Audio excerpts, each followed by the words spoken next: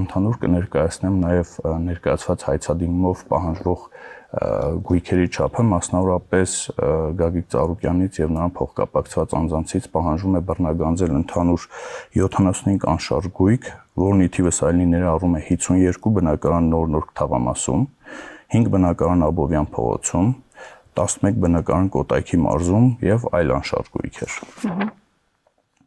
Պահանջվում է բռնագանձել 10 գույքի շուկայական արժեք, պահանջը ներառում է նաև 42 տրանսպորտային միջոց, 38 իրավաբանական անձում մասնակցություն, որոնց թվում են Multi-Group Concern ՍՊ ընկերությունը, Multi-Autotrans ՍՊ ընկերությունը, Onira Club ՍՊ ընկերությունը եւ այլ իրավաբանական անձինք։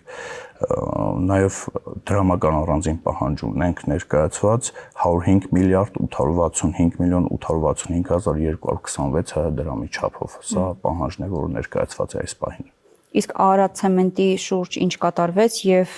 ինչու է նաեւ դատախազությունը սրա հետ կապված միջոցառում իրականացրել։ Շնորհակալություն։ Ուրեմն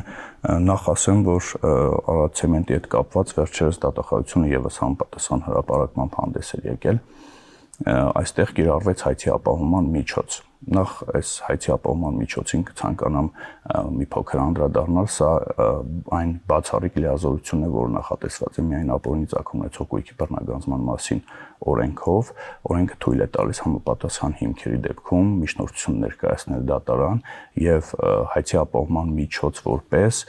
գույքի պահպանումը եւ կառավարումը հանձնել այս կամ այլ կազմակերպությանը, մասնագիտացված կազմակերպությանը կամ պետական տեղական ինքնակառավարման մարմիններին։ Այս լիազորություններից օգտվելով դատախազությունը ներկայացրել էր համապատասխան միջնորդություն եւ միջնորդությունը դատարանի կողմից 2026 թվականի հուլիսի 15-ին բավարարվեց։ Այս մասով ասեմ, որ դատախազության դիրքորոշումը միանշանակ է բոլոր այն դեպքերում, երբ վարույթներով կստացվեն տվյալներ, որ օրինակ բռնագանձման ենթակա գույքը այս կամ այլ կերպ փորձ է կատարում օգտագործվել ենթադրյալ հանցանքի կատարման համար կամ օգտագործվել է ենթադրյալ հանցանքի կատարման համար կամ գույքի արժեքը որևէ կերպ փորձ է կատարում էականորեն նվազեցնել գույքի արժեքը կամ որևէ կերպ խոչընդոտներ ստեղծել հետագայում դրա բռնագանձման համար, ապա դատախազությունը միանշանակ նմանատիպ միջնորդություններով հանդես է գալու դատարանում։ Այսինքն սա նոր չէ, սա դեռ տարիներ առաջ սկսած process է Արարատ ցեմենտի շուրջ։ Տեսեք,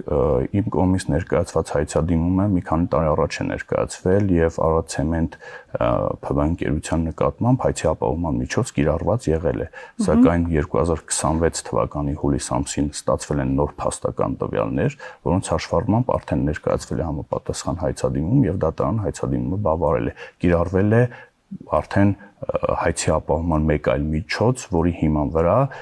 պետությանն է հանձնվել Արարատ ցեմենտի կառավարումը եւ պահպանումը։ Ժամանակավոր կառավարում պահպանումը։